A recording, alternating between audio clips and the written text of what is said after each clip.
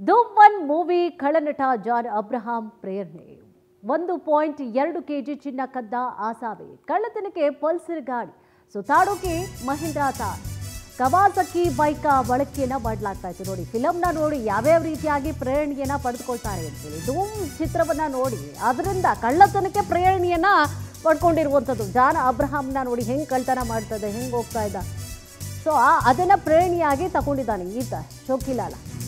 ಧೂಮ್ 1 ಸಿನಿಮಾದಲ್ಲಿ ನಟಿಸಿರುವಂತಹ John Abraham ಈ ಕಿರಾತಕನ ಕೃತ್ಯಕ್ಕೆ ಪ್ರೇರಣೆಯಂತೆ ನಟ ಜಾನ್ ಅಬ್ರಹಾಂನ ಪಕ್ಕಾ ಅಭಿಮಾನಿಯಾಗಿದ್ದಾರೆ ಬೆಳಗಾವಿಯ ಈ ಒಂದು ಶೋಕಿಲಾಲ.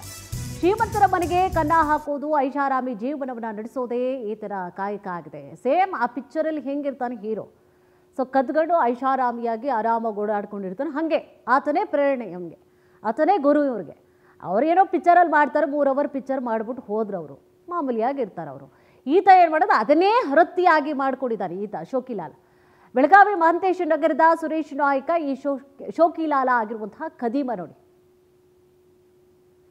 ಅಕ್ಟೋಬರ್ 22ನೇ ತಾರೀಕು ಯಮಕನಮರಡಿ ಠಾಣೆಯಲ್ಲಿ ಮನೆಗಳ್ಳತನ ಪ್ರಕರಣ ದಾಖಲಾಗಿರುತ್ತೆ. ಹುಬ್ಬಳ್ಳಿಯ ಖ್ಯಾತ ವೈದ್ಯ ಡಾಕ್ಟರ್ ಸುರೇಶ್ ದುಗ್ಗಾಣಿ ಸಹೋದರನ ಮನೆಗಳ್ಳತನ ಆಗಿರುತ್ತೆ. ಕುಟುಂಬ ಸಮೇತವಾಗಿ ಅಕ್ಟೋಬರ್ 16ನೇ ತಾರೀಕು ಬೆಂಗಳೂರಿಗೆ ಹೋಗಿರ್ತಾರೆ ವಿಶ್ವನಾಥ್ ದುಗ್ಗಾಣಿಯು. ಮನೆಯಲ್ಲಿ ಯಾರೂ ಇಲ್ಲದನ್ನ 1 ವಾರ ವಾಚ್ ಮಾಡಿರ್ತಾನೆ ಈತ ಸುರೇಶ್. ಅಕ್ಟೋಬರ್ 22ನೇ ತಾರೀಕು ರಾತ್ರಿ ವಿಶ್ವನಾಥ್ ಮನೆಗೆ ನುಗ್ಗಿ ಕೋಟ್ಯಾಂತರ ಮೌಲ್ಯದ ಚಿನ್ನವನ್ನು ಕದ್ದಿರ್ತಾರೆ. ಅಕ್ಟೋಬರ್ 23ನೇ ತಾರೀಕು ಕಳ್ಳತನ ಪ್ರಕರಣ ಬೆಳಕಿಗೆ ಬರುತ್ತೆ. ಪ್ರಕರಣ ಕೂಡ ದಾಖಲಿಸಿರ್ತಾರೆ ವಿಶ್ವನಾಥ್ ಅವರ ಮನೆಯಲ್ಲಿದ್ದಂತಹ 1 kg 250 ಗ್ರಾಂ ಚಿನ್ನ, 8.5 kg ಬೆಳ್ಳಿ ಕಳ್ಳತನವನ್ನ ಮಾಡಿರ್ತಾನೆ. 1.5 ಲಕ್ಷ ನಗದು ದೋಚಿ ಆಯಾಗಿ ಮಜಾ ಉಡಾಯಿಸ್ತಾ ಇರ್ತಾನೆ ಈತ. ದೋಚ್ಕೊಳ್ಳೋದು ಅದನ್ನು ಚೆನ್ನಾಗಿ ಖರ್ಚು ಮಾಡಿಕೊಂಡು ಜಾಲಿಯಾಗಿ ಎಷ್ಟು ಐಷಾರಾಮಿಯಾಗಿ ತನ್ನ ಲೈಫ್ನಲ್ಲಿ ಲೀಡ್ ಮಾಡಬೇಕು ಹಂಗಿರ್ತಾನೆ ಈತ. ಕದಿಯೋದು, 1 ದಿನ ಕದಿಯೋದು, ಇನ್ನು 30 ದಿನ 29 ದಿನ ಇನ್ನು ಮಜಾ ಮಾಡೋದು, ಹಂಗೆ ಉಡಾಯಿಸ್ತಾ ಇರ್ತಾನೆ. ಈಗ ತಗಲಾಕೊಂಡಿದ್ದ ನೈಟ್ ಬಿಟ್ಟಿದ್ವಿ, 17th ಬೆಂಗಳೂರು ಹೋಗಿದ್ವಿ. ಆಮೇಲೆ 21st ಇದಾಗಿದ್ದು ನಮ್ಮಲ್ಲಿ ಒಬ್ರಿಗೆ ಕಿಲಿ ಕೊಟ್ಟು ಹೋಗಿದ್ವಿ.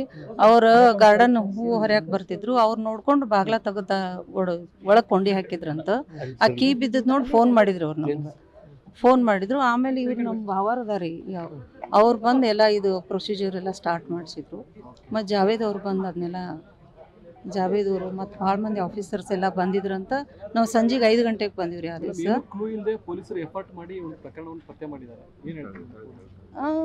ಅವ್ರಿಗೆ ದೊಡ್ಡ ಥ್ಯಾಂಕ್ಸ್ ರೀ ಇದು. ನೈಟ್ ಬಿಟ್ಟಿದ್ವಿ, 17th ಬೆಂಗಳೂರು ಹೋಗಿದ್ವಿ. ಆಮೇಲೆ 21st ಇದಾಗಿದ್ದು ನಮ್ಮಲ್ಲಿ ಒಬ್ರಿಗೆ ಕಿಲಿ ಕೊಟ್ಟು ಹೋಗಿದ್ವಿ. ಕಳೆದ ದೀಪಾವಳಿ ಹಬ್ಬದ ಸಂದರ್ಭದಲ್ಲಿ ನಮ್ಮ ಯಮಕನಮರಡಿ ಪೊಲೀಸ್ ಠಾಣೆ ಯಮಕನಮರಡಿ ಗ್ರಾಮದಲ್ಲಿ ಒಂದು ದೊಡ್ಡ ಕಳ್ಳತನ ಆಗಿತ್ತು. ಮನೆಯ ಮಾಲೀಕರು 16ನೇ ತಾರೀಕು ಬೆಂಗಳೂರಿಗೆ ಹೋಗಿರ್ತಾರೆ. ಆದರೆ ಮನೆಯ ಕಡೆ ಹೆಚ್ಚಿನ ಮಾಹಿತಿಯನ್ನ ಕೂಡ ನೀಡ್ತಾ ಹೋಗ್ತಾರೆ ನಮ್ಮ ಪ್ರತಿನಿಧಿ ಮಂಜುನಾಥ್.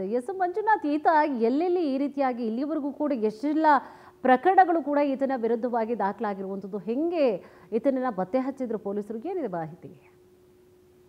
ಹೌದು ಕುಸುಮ, ಏನು ಬೆಳಗಾವಿ ಮಹಂತೇಶ ನಗರದ ಸುರೇಶ್ ನಾಯ್ಕ ಅಂತ 23 ವರ್ಷದ ಏನು ಯುವಕ ಇವನು ಕಳೆದ 1 ವರ್ಷಗಳಿಂದ ನಿರಂತರವಾಗಿ ಕಳ್ಳತನ ಮಾಡ್ತಾನೆ. ಧೂಮ್ ಪಿಕ್ಚರ್ದಲ್ಲಿರುವಂತಹ ಜಾನ್ ಅಬ್ರಾಹಿಂನ ಪಕ್ಕಾ ಇವನು ಅಭಿಮಾನಿಯಾಗಿ ಅವನಂತಾನೆ ಇವನು ಕಳ್ಳತನ ಮಾಡ್ತಾ ಇರ್ತಾನೆ. ಯಾವಾಗ ಅಕ್ಟೋಬರ್ 22ನೇ ತಾರೀಕು ವಿಶ್ವನಾಥ್ ಏನು ಕಬೂರ್ ದುಗ್ಗಾನಿ ಅಂತೇಳಿ ಯಮಕನಮರಡಿ ನಿವಾಸಿ ಇರ್ತಾರೆ. ಅವ್ರ ಮನೆ ಅವರು 16ನೇ ತಾರೀಕು ಅಕ್ಟೋಬರ್ 16ನೇ ತಾರೀಕು ಅವ್ರು ಬೆಂಗಳೂರಿಗೆ ಹೋಗಿರ್ತಾರೆ. ಇದನ್ನೇ ಕಾಯ್ದುಕೊಳ್ತಂತ ಏನು ಸುರೇಶ್ ನಾಯ್ಕ ಇರ್ತಾನೆ, ಅವ್ರ ಮನೆಗೆ ನುಗ್ತಾನೆ. ಮನೆಗೆ ನುಗ್ಗಿ ಅಲ್ಲಿದ್ದಂತ 1250 ಗ್ರಾಂ ಬಂಗಾರ ಮತ್ತು 8.5 kg ಬೆಳ್ಳಿಯನ್ನು ಕದ್ತಾನೆ. ಅಷ್ಟೇ ಅಲ್ಲದೆ ಅವರ ಮನೆಯ ಟ್ರೆಜರಿಯಲ್ಲಿ ಇದ್ದಂತ 1.5 ಲಕ್ಷ ನಗದನ್ನು ಸಹ ಅವನು ದೋಚ್ಕೊಂಡು ಅಲ್ಲಿಂದ ಉಡಾಯಿಸ್ಕೊಂಡು ಪರಾಜ ಆಗ್ತಾನೆ. ಅದಾದ ನಂತರ ಮಹಂತೇಶ ನಗರದ ನಿವಾಸಿ ಆದಂತ ಏನು ಸುರೇಶ್ ನಾಯ್ಕ ಇರ್ತಾನೆ ಈ ಕಳ್ಳತನವನ್ನು ಮಾಡಿರ್ತಾನೆ. ಅದಾದ ನಂತರ ಆ ಬಂಗಾರ ಮತ್ತು ಬೆಳ್ಳಿಯನ್ನ ಕಳ್ಕೊಂಡಂತ ವಿಶ್ವನಾಥ್ ಏನು ದುಗ್ಗಾನಿ ಇರ್ತಾನೆ, ಅವ್ರಿಗೆ ಗೊತ್ತಾಗುತ್ತೆ ನಂತರ ಬೆಳಗಾವಿಯ ಯಮಕನಮರಡಿ ಪೊಲೀಸ್ ಠಾಣೆಯಲ್ಲಿ ಪ್ರಕರಣ ದಾಖಲು ಮಾಡ್ತಾರೆ. ಯಮಕನಮರಡಿ ಪೊಲೀಸ್ ಠಾಣೆ ಪ್ರಕರಣ ದಾಖಲಿಸಿದಂತ ಏನು ಪೊಲೀಸರು ಅಲ್ಲಿರುವಂತಹ CPI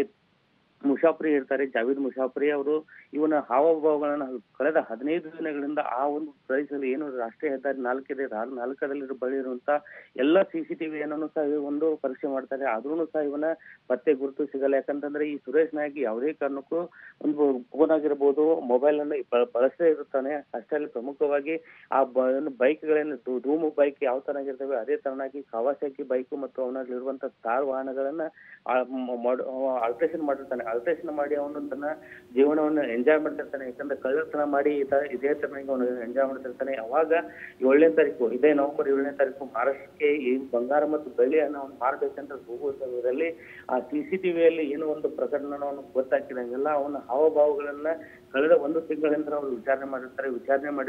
ಇವನೇ ಆ ಕಳ್ಳ ಅಂತೇಳಿ ಹೇಳಿದ ನಂತರ ಅವನು ತಪ್ಪೊಪ್ಪಿಗೆಯನ್ನ ಒಪ್ಪಿಕೊಂಡು ನಾನೇ ಕಳ್ಳತನ ಮಾಡಿದೆ ಅಂತ ಹೇಳ್ತಾನೆ. ಅವಾಗ ಅವನು ಪೊಲೀಸರನ್ನು ಬಂಧಿಸಿ ಅವನಿಗೆ ತಕ್ಕ ಪಾಠವನ್ನು ಕಳಿಸ್ತಾರೆ. ಬೆಳಗಾವಿ ಹಿಂಡಲ್ಗಾ ಜೈಲಿಗೆ ಈಗ ಆರೋಪಿಯಾದಂತ ಏನು ಸುರೇಶ್ ನಾಯ್ಕ ಅವನು ಮಾಡಿದ್ರೆ, ಆದ್ರೆ ವಿಶ್ವನಾಥ್ ಏನು ದುಗ್ಗಾನೆ ಕುಟುಂಬ ಇವತ್ತು ಸಂತಸದಲ್ಲಿ ಇದೆ ಅಂತ ಹೇಳಬೇಕಾಗತ್ತೆ.